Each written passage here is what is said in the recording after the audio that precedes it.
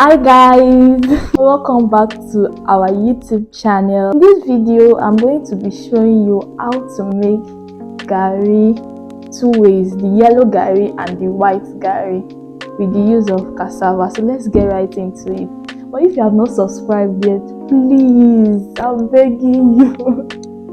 I am pleading, please subscribe to our channel because we'll be bringing the video back to back and I'm sure you don't want to miss it, right? Thank you. So please hit the subscribe button, and at the end of this video, if you consider it useful, of course you are going to consider it useful, please give me a thumbs up and don't forget to drop your suggestion in the comment section. Thank you guys.